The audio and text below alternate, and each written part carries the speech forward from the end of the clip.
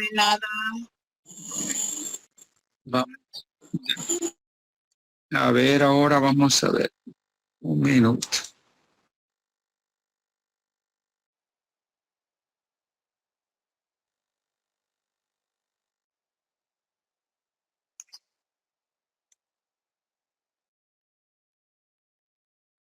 Cancelar.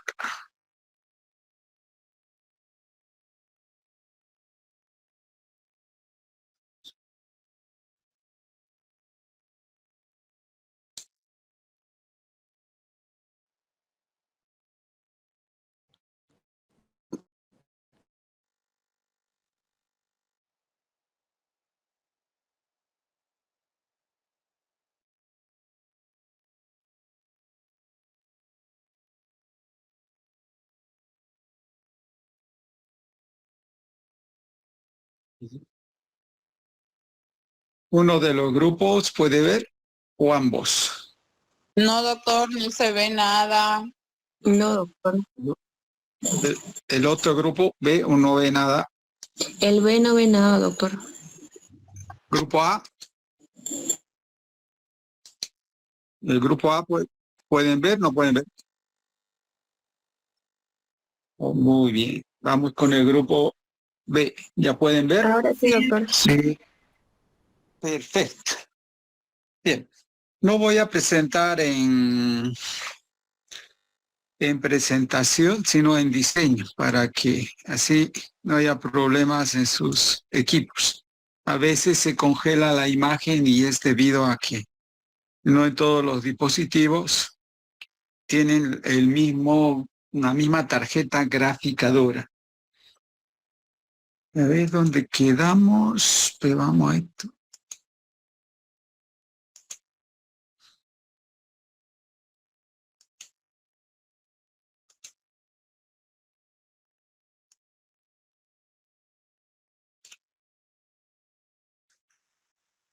Normalidad, avanzamos. Diluciones. ¿Sí? Habíamos visto compuestos hidratados. ¿Sí? Ya les he explicado en clase cómo se resuelve estos ejercicios. Vayamos con la parte de diluciones.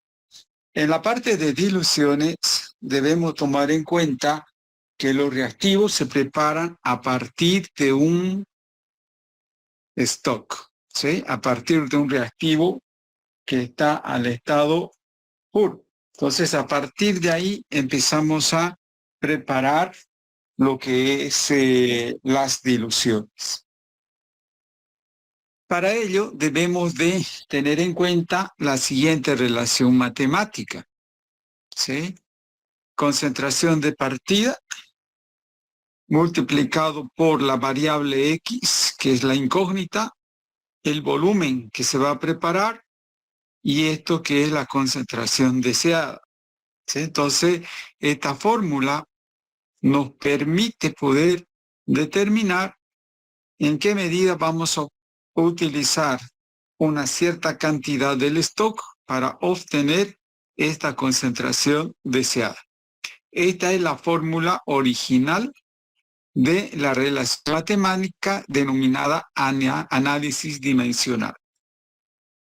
Anoten como regla.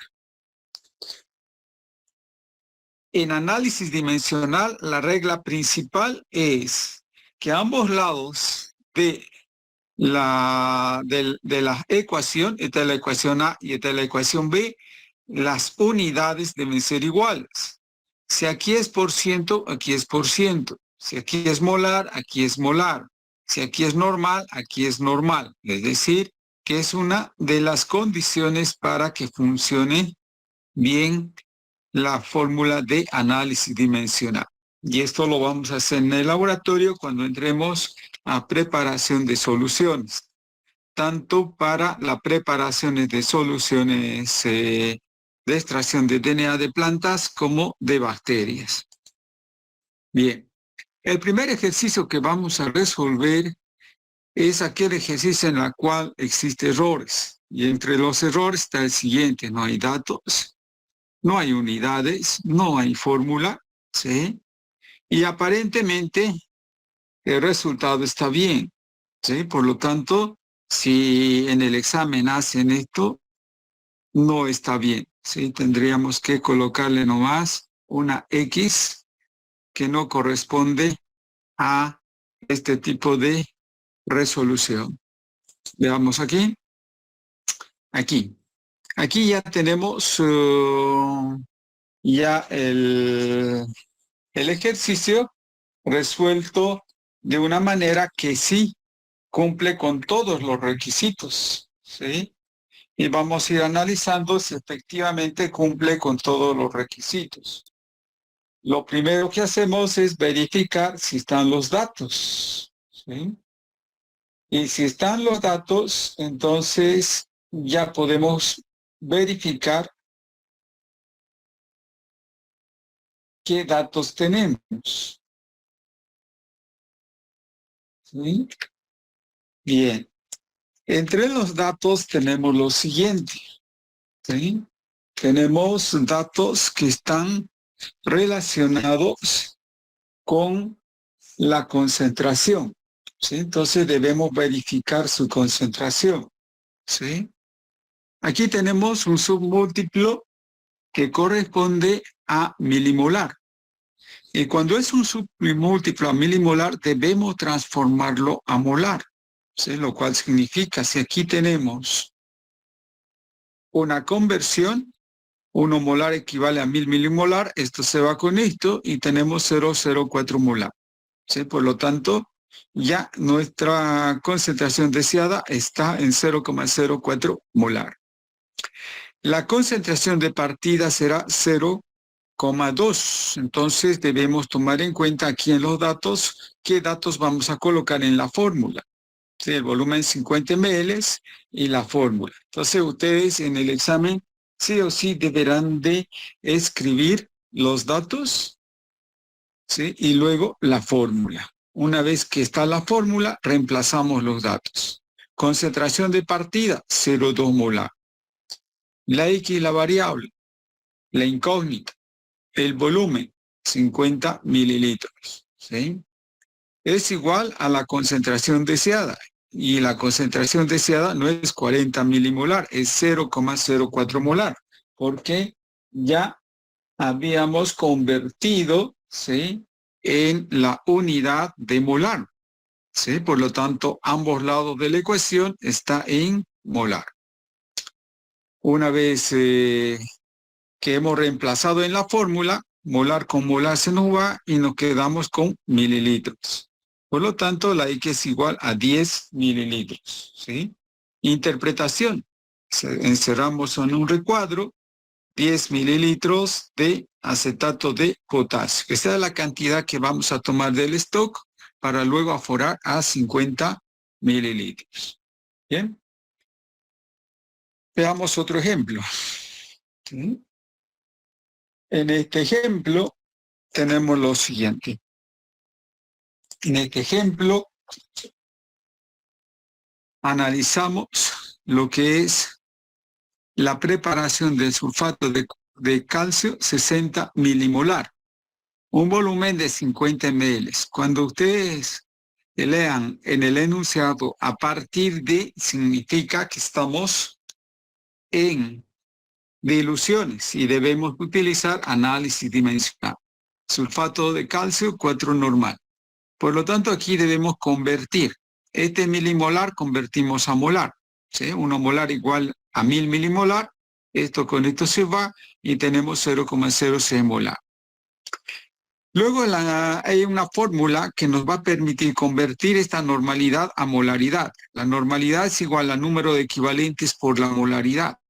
Reemplazamos valores. Aquí va el 4, aquí va el número de equivalente que será 2 porque estamos con el sulfato de calcio por la molaridad. Despejamos molaridad, ¿sí? Molaridad es igual a 4 sobre 2. Por lo tanto, la molaridad es igual a 2. Eso significa que 4 normal es equivalente a 2 molar.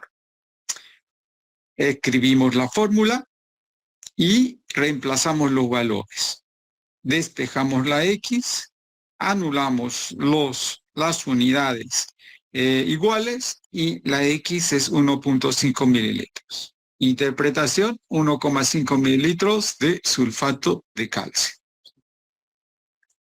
Tenemos otro ejercicio en el cual podemos observar que aquí tenemos por ciento y aquí tenemos molar, ¿sí? Y tenemos 50 ml el volumen. Por lo tanto, debemos de convertir 0,3 molar al por ciento. ¿Cómo lo convertimos? Utilizamos el peso molecular. 0,3 molar equivalen a 1000 mililitros de disolución. Por el peso molecular, 36.5 gramos están en un mol. Mol con mol se va, tenemos gramos por mililitro. Y si multiplico por 100, se me transforma al por ciento. Entonces resolvemos esto y es igual a 1,09%. Por lo tanto, ya tenemos datos. ¿Sí? Este ejercicio no tiene datos. Por lo tanto, está mal. En el examen deberán colocar datos, ¿sí? Y en los datos pondrán concentración de partida, concentración deseada y el volumen. Luego aplicamos la fórmula, ¿sí? Sustituimos todos los valores que están en la fórmula.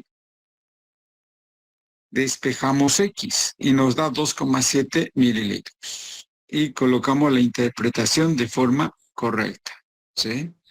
Eso quiere decir que a partir de ácido clorhídrico del 20%, vamos a extraer 2,7 mililitros, que es el volumen que hemos encontrado, y vamos a forar hasta 50 mililitros. ¿Cuál es la concentración de esta disolución? Su concentración será 0,3 molar, ¿sí? O su equivalente 1.09%. Bien. Luego tenemos las soluciones tampón.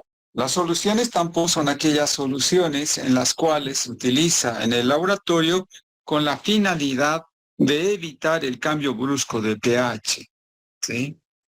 Para ello, nosotros en el laboratorio preparamos los tampones porque utilizamos reactivos en las cuales sus concentraciones están en milimolar. Por lo tanto, puede haber una alteración de pH y no vamos a poder extraer el DNA.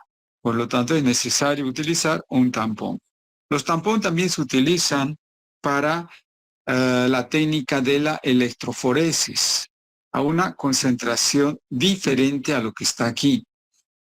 Luego vamos a ver esos tipos de tampones.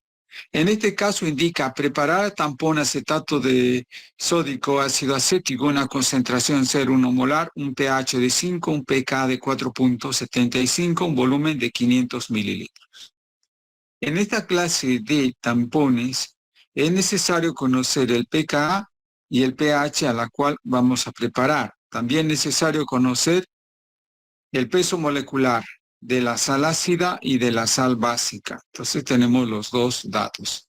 Aplicamos la ecuación de Henderson-Acerbach, que indica que el pH es igual al pKa más el logaritmo de la sal básica dividido entre la sal ácida. Reemplazamos los valores, ¿sí? El pKa pasa al otro lado de la ecuación con el signo negativo, porque aquí está sumando. Por lo tanto, será 5 menos 4.75. Igual al logaritmo de esta expresión matemática, ¿sí? Realizamos la operación aritmética y nos da 0,25. El logaritmo pasa al otro lado de la ecuación como antilogaritmo. Resolvemos esta ecuación del antilogaritmo en la calculadora y tenemos 1,77, ¿sí? Y ya esta ecuación ya no está sujeta al logaritmo, ¿sí? Ya está libre. Podemos despejar de esta ecuación acetato de sodio. Por lo tanto, el acetato de sodio o la sal básica va a ser igual a 1,77 por el valor que corresponderá a la sal ácida. ¿Sí? Entonces, como ya tenemos despejado esto, tenemos una fórmula que indica una ecuación con la siguiente incógnita, que la sal básica con la sal ácida ambos forman el tampón a una determinada concentración. Por lo tanto, si unimos estos dos, vamos a tener un tampón con una determinada concentración. Entonces, como el problema nos indica 0,1 molar, aquí colocamos el 0,1 molar. Reemplazamos los valores directamente. ¿Cuál es la fórmula del acetato de sodio? ¿Sí? De la sal básica. La sal básica es igual a 1,77 multiplicado por la sal ácida. Entonces reemplazamos eso aquí. Más la sal ácida igual a 0,1 molar. En matemáticas, por delante siempre hay un 1. Por lo tanto, esto será 1,77 más 1, igual a 2,77, igual a 0,1 molar. Despejamos, ¿sí?, la sal ácida, y la sal ácida va a ser igual a 0,1 dividido entre 2,77 molar, ¿sí? Eso quiere decir que este resultado es 0,036 molar. En otras palabras, 0,036 mol por cada mililitro. Podemos resolver la cantidad que vamos a pesar en la balanza utilizando cualquier método, ya sea método matemático, regla de 3 o factor de conversión. En este caso elegí regla de 3. Cualquiera de los 3 nos sirve. Tomo como relación, como les dije en teoría, en clase presencial, que partimos del peso molecular. ¿Sí? 60 gramos está en un mol. ¿Cuántos moles queremos preparar? 0,36. Relacionamos con los 1000 mililitros y luego el volumen. Y este será el valor que debemos de pesar en la balanza de la sal ácida. Ahora hacemos el cálculo para la sal básica. ¿Sí? La sal básica es igual a 1,77 multiplicado por la sal ácida. Como ya tenemos este valor, ¿sí?, de la anterior ecuación, lo único que hacemos es reemplazar. Entonces tenemos la sal básica igual a 1,77 multiplicado por este valor. Si resolvemos esta ecuación matemática, nos da 0,63 molar. E igual como en el anterior caso, podemos resolver por cualquiera de los 3 métodos, y de la sal básica tenemos que pesar 2,6 gramos para poder preparar el tampón. Algo semejante van a hacer en el laboratorio, pero con concentraciones diferentes. Bien. Luego entramos a la preparación de soluciones por un factor X. Este tipo de reactivo es un tipo de reactivo que se utiliza en electroforesis, ¿sí? Para ello existen formulaciones en las cuales se preparan con los diferentes tipos de componentes que tiene el tampón a una concentración 10 veces más concentrado. Puede estar 20 veces más concentrado, ¿sí? O 5 veces más concentrado. Entonces la formulación tiene varios componentes y al final obtenemos el 10X, 10 veces más concentrado. ¿Cómo vienen los problemas para preparar estos tampones? Por ejemplo, prepare tampón TBE una concentración 2X, un volumen de 100 ml a partir de un tampón preparado TBE 10X, ¿sí? Esto ya viene preparado y lo traen a veces las industrias. O a veces en el laboratorio, cuando se tiene todos los reactivos, se prepara. Pero ya nos indica la formulación cuántas veces más es concentrado. Entonces, lo único que hacemos es aquí aplicar análisis dimensional, igual como en los problemas de diluciones. Entonces, datos, tenemos concentración deseada, concentración de partida, el volumen y la fórmula.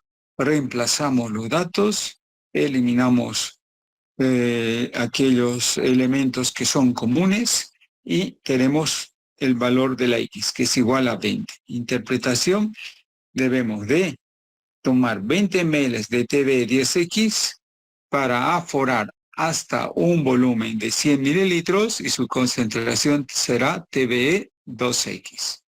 ¿Sí? Tenemos este otro ejemplo que es también el TAE, que es otro tipo de tampón. Se prepara a partir de TAE 8X, queremos una concentración deseada de 0,6X y un volumen de 200 ml. Datos, la fórmula, reemplazo de los componentes en la fórmula y la X tiene un valor de 15 mililitros. ¿Sí? Por tanto, tendremos un valor de interpretación que indica 15 mililitros de TAE 8X, ¿sí? Que se va a aforar hasta 200 ml. ¿Bien?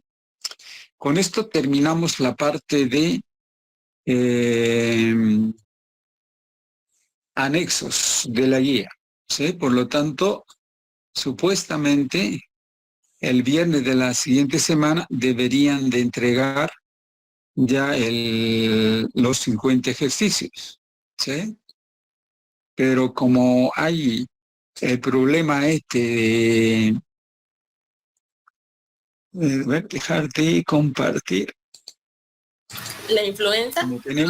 Como tenemos todavía el problema, no el problema, sino nos mandaron un aviso que debe ser las clases virtuales, entonces se va a entregar de esta a la próxima semana de forma presencial. ¿Okay? Los 50 ejercicios que ya están en Moodle, no en Moodle, en la página de clonado.com. ¿Bien? Bien, vayámonos ahora a teoría.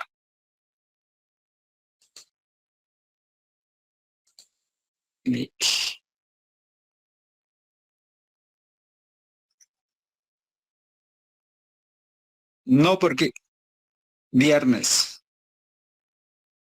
No, escúchame. Esta semana que viene no hay clases presenciales, pero sí hay clases virtuales, para que no vayas confundiendo más, ¿sí? Entonces, laboratorio vamos a pasar de forma virtual. Teoría vamos a pasar de forma virtual, ¿sí? Los ejercicios, los 50, ¿cuándo lo entregan? Lo del AF el lunes, lo del BF el viernes, pero de la semana presencial. ¿Me entendido? Doctor, una pregunta. Perfecto. Dime, Sonia. ¿Los ejercicios lo vamos a hacer en la hoja de la plantilla o así nomás en hoja de papel bond? Pueden hacer en un cuadernillo o en su cuaderno de tal manera que la tengan, porque lo que voy a hacer es sellarlo y que esté con su firma, así como presentaron los mapas conceptuales, ¿te acuerdas? Sí, doctor. Presentaste, Sonia, tu mapa así igualito, ¿sí? Sí. Acuérdense, la firma y su nombre escrito, manuscrito, ¿sí? Y entonces en el laboratorio les sellaré, ¿de acuerdo? Ya, doctor, gracias. Bien, está entendido, ¿verdad? Disculpe, doctor, una pregunta. Dime. Sobre esa hoja que nos den ahí, que donde tenemos que presentar cualquier trabajo que nos dé, donde está nuestro nombre, datos, ¿será que se le puede poner cuadrícula o sea, imprimirlo con cuadros? ¿O tiene que ser así? No te estoy entendiendo. Esa hoja donde tiene nuestros Mejor datos. me preguntas en el laboratorio, con un ejemplo, ¿ya?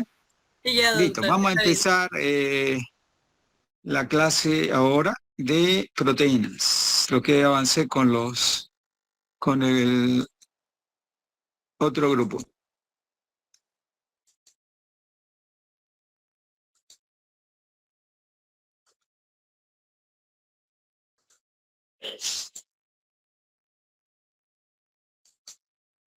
Muy bien.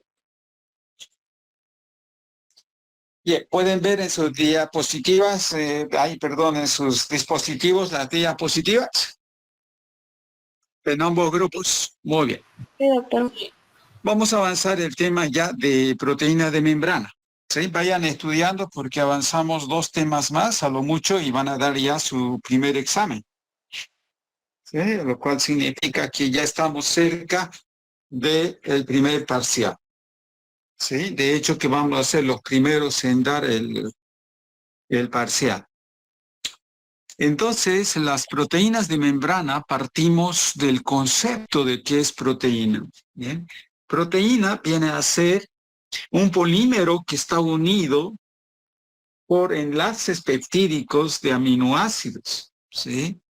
Las cuales contienen un grupo amino y un grupo carboxilo. Estas moléculas son anfipáticas, es decir, que pueden disolverse en un medio hidrofílico y en un medio lipofílico, ¿sí? Estas proteínas, ¿sí?, al contener este grupo amino y este grupo carboxilo, le transforma en ser anfipático, ¿sí? Estas presentan una estructura primaria donde podemos observar que solamente la unión de los aminoácidos con enlaces peptídicos. Es una proteína que no ha sido desnaturalizada. Cuando se dice desnaturalización de las proteínas es cuando se produce un rompimiento de los enlaces peptídicos. Por lo tanto, la proteína pierde su estructura primaria, pierde su estructura secundaria, terciaria, cuaternaria. ¿Sí? Las proteínas pueden tener una estructura de diferente forma, ¿sí? Son primarias, secundarias, cuaternarias, y estas presentan centros activos. Estas forman parte de las enzimas, ¿sí? Es decir, que las proteínas tienen diferente configuración estructural. Estas proteínas forman parte de diversos tipos de estructuras. Entre ellos tenemos las proteínas transmembrana, proteínas periféricas, proteínas del sistema inmunitario como son el caso de la IgG, IgM, anticuerpos, antígenos, enzimas, algunas hormonas, ¿sí? Estas proteínas tienen la característica de cargarse iónicamente y es por eso que se puede fácilmente poder aplicar la técnica de electroforesis, ¿sí?, o cromatografía, ¿sí? ¿Cuál es el concepto de proteína? O sea, que vayan a ir investigando, entren a Google o entren a su texto y en su texto encontrarán el concepto de lo que es proteína. Bien. ¿Qué son las proteínas de membrana? ¿Sí? Estas proteínas de membrana, o llamados también transmembrana o proteínas periféricas, son aquellas proteínas que tienen la característica de formar parte de lo que es netamente la estructura celular. Estas proteínas tienen la capacidad de poder ingresar a través de lo que es la membrana citoplasmática, ¿sí? Pueden atravesar de esta forma, llamadas alfa transmembrana, ¿sí? O pueden ingresar y luego salir y luego ingresar. Estos se llaman beta transmembrana. O pueden estar unidos a un grupo prenil o fosfatidilinositol, ¿sí? Entonces, son proteínas que tienen la capacidad de unirse a estructuras diferentes en el medio extracelular, como es el caso del colesterol en pequeñas cantidades, el cual permite pasar a través de ellas otros componentes. O simplemente son mensajeros que van a permitir que las estructuras de esta membrana lipoproteica, que es una membrana bastante dinámica, puedan atravesar hasta componentes iónicos por la bomba de sodio y potasio que existe en ellas, ¿sí? Estas proteínas transmembrana no se encuentran en circulación, por lo que existen técnicas que nos permiten analizarlas si es que existen algún defecto a nivel de la membrana celular, ¿sí? Tenemos otro tipo de proteínas periféricas, aquellas que se sintetizan en el hepatocito, y estos son transportados a torrente circulatorio. Entre ellos tenemos la albúmina, alfa-1 globulina, alfa-globulina 2, la beta-globulina y gamma-globulina.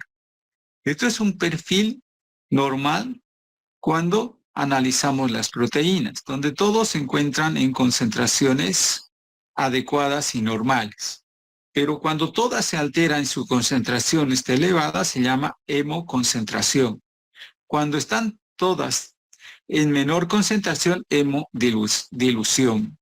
Las proteínas son aquellas que van a estar presentes en cualquier proceso inflamatorio, ¿sí? Estos serán los que se van a analizar en el laboratorio.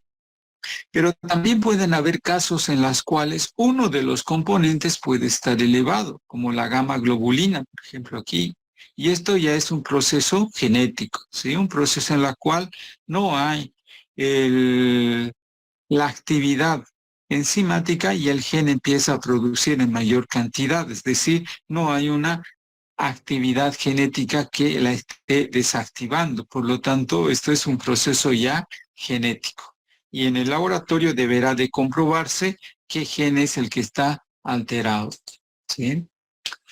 Para la identificación de proteínas existe la electroforesis SDSP, la cromatografía de exclusión molecular, la turbidimetría, la netelometría, la inmunoelectroforesis y la inmunodifusión, ¿sí? Cada una de estas técnicas tienen sus fundamentos propios, ¿sí? Así tenemos, por ejemplo, la espectrofotometría, que es una técnica que nos permite determinar de forma total las proteínas, no en forma individual, sino total, como el caso de Biot-Lowry, o la densitometría que se utiliza en la técnica electroforesis SDSP para determinar su concentración, ¿sí? También existen métodos enzimáticos, las cuales determinan de forma precisa la cantidad de proteínas que existe en el torrente sanguíneo, ¿sí? En la investigación se utiliza la electroforesis SDSP. SDS es el detergente fuerte que tiene la finalidad de separar lípidos de proteínas y unirse a las proteínas y no desnaturalizarlas, por lo cual in vitro podemos nuevamente obtener la proteína nativa por hidrólisis, y esta sí nos sirve para ver su actividad biológica. PACE hace alusión a el soporte que es de carácter sólido, como es la poliacrilamida. Entonces, la electroforesis contiene una fase líquida y una fase sólida. La fase sólida está determinada por la poliacrilamida y la líquida por el tampón TBE de concentración 0,5X, ¿sí? Esto depende de la muestra y de la técnica que vamos a utilizar. Esta es una electroforesis vertical. En la técnica también se utiliza beta-mercaptoetanol con la finalidad de romper los enlaces de sulfuro, ya que estos producen un bucle a nivel de la proteína y ya no es lineal. Pero cuando se utiliza el beta-mercaptoetanol, entonces ya la proteína es lineal. Entre los colorantes para observar después del desarrollo electroforético están las sales de plata, negro amido, rojo PONCEU, azul de Comasí. Entonces, en la placa ya de poliacrilamida revelada, vamos a observar a qué proteína corresponde, su marcador correspondiente de peso molecular, la proteína conocida y las muestras, ¿sí? Se pondrá un carril de control negativo donde nos indica si hubo o no hubo contaminación durante el proceso de preparación de la muestra, sembrado de la muestra y desarrollo electroforético. Bien. Vayamos con lo que es la cromatografía de exclusión molecular. ¿Sí? La cromatografía de exclusión molecular es otra técnica que nos permite separar proteínas, ¿sí?, a través de una columna y en la fase sólida, que es el Cefadex. Aquí podemos observar que estos son el Cefadex, que es la fase sólida empacada. En la parte superior se coloca la muestra y luego la fase líquida. El Cefadex posee unos orificios pequeños en los cuales Cuando la mezcla pasa a través de ella, entonces unos se quedan y otras pasan a través de los espacios vedados. Estos espacios vedados se conforman cuando dos esferas se unen una con la otra. Entonces quedan espacios grandes que van a salir. El primer eluato que sale es el de mayor peso molecular. Luego saldrá el de menor peso molecular. Luego saldrá otro, el de menor peso molecular que el segundo, que el tercero, que el cuarto, etc. Por lo tanto, tendremos un cromatograma. En el cromatograma tendremos un tiempo de retención, el cual sale el primer eluato, el segundo, el tercero. Siempre se va a comparar con un patrón. El patrón nos indica el tiempo de retención que sale en la proteína conocida. Y de esta manera separamos las proteínas por este método cromatográfico denominado exclusión molecular. Las muestras que se utilizan generalmente son biopsia, plasma, líquido cefalorraquídeo, orina y sangre. ¿Sí? Cuando las proteínas son analizadas por la técnica de espectrofotometría, tenemos dos técnicas. ¿Sí? Tenemos la técnica llamada turbidimetría, ¿sí? Y la técnica llamada netelometría. La turbidimetría es un método que nos permite analizar las proteínas que son bloqueadas por la radiación electromagnética cuando incide sobre ella, lo cual va a permitir el paso de la luz bloqueada y en consecuencia obtenemos la concentración de la proteína. En cambio, la netelometría es aquella que mide el ángulo de desviación de la radiación electromagnética. En cuanto a sensibilidad, la netelometría es mucho más sensible que la turbidimetría, ¿sí? Pero su costo es más elevado. Bien. En el diagnóstico, ¿para qué analizamos las proteínas? En afecciones lipídicas, afecciones de la médula ósea, metabolismo nutricional, hepatitis crónica, en la cirrosis, mieloma múltiple, síndrome nefrótico, que son lo que más se observa en la parte clínica. Hay otras patologías más, pero estas son las más comunes que se analizan en el área de la biología molecular a nivel clínico. Okay. Con esto terminamos con respecto a lo que es proteínas de membrana. ¿Alguna pregunta? Antes de cerrar la diapositiva. Hasta contar 3. 1, 2, 3.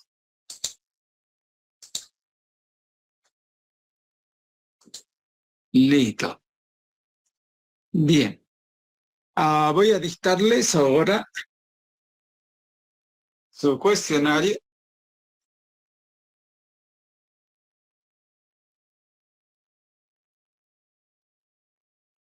Aunque no dicté este cuestionario al otro grupo,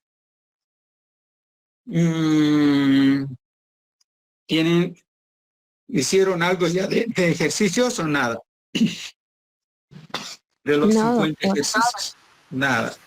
Les voy a dar tiempo para que resuelvan esos ejercicios y no se distraigan con otra cosa. ¿Sí? Tienen toda la semana. Este cuestionario lo vamos a posponer para la otra semana. ¿Les parece?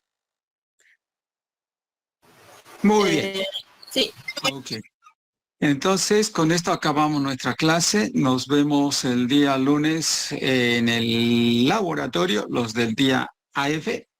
El enlace se va a enviar al grupo de ayudantía, ¿sí? No lo enviaré al grupo de WhatsApp para no confundir entre AF y BF. ¿Sí? Entonces, el ayudante será el que se encargue de enviar el enlace al grupo.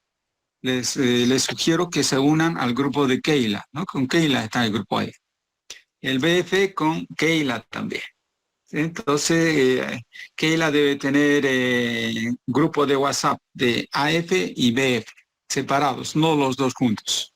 ¿sí? Para evitar que el aula se llene, porque sabemos que solamente se admite 100 en cada aula virtual.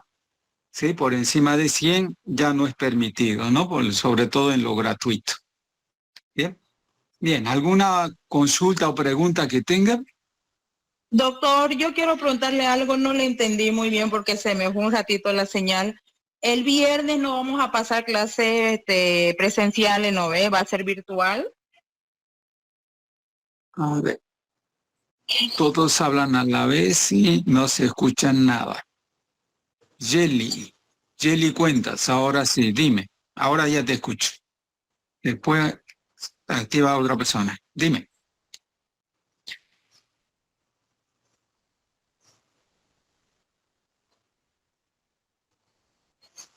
A ver, el tema de presentación de sus informes tiene que ser presencial. Por lo tanto, eso va a ser postergado hasta la próxima semana.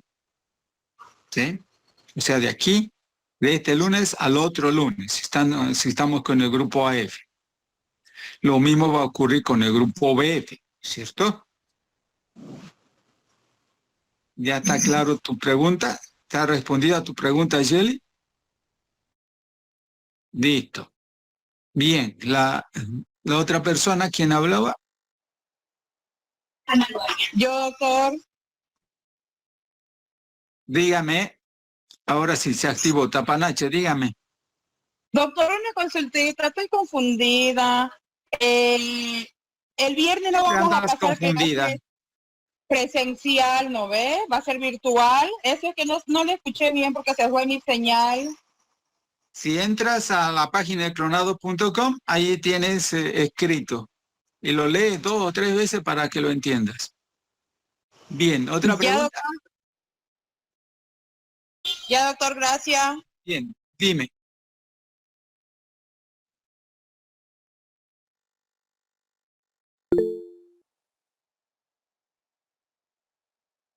Lo puedes hacer en tu cuaderno donde tú quieras, porque lo que yo voy a hacer es sellar.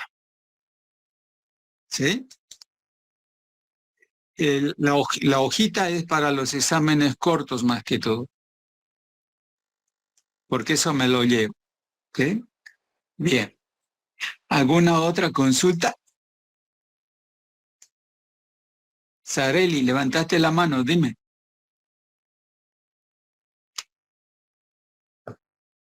Bueno, se le fue la señal. Entonces, que tengan un feliz fin de semana. No se contagien de la influenza, ¿sí? No den muchos besos porque ahí está, dice, la contaminación, y que tengan un lindo fin de semana. Hasta luego. Chau Iscara, chau Fanny, chau Tapanache, chau Sonia, chau Silly, Ana, García, Giselle, Luis, Rosemary. Hasta luego. Hasta luego, doctor.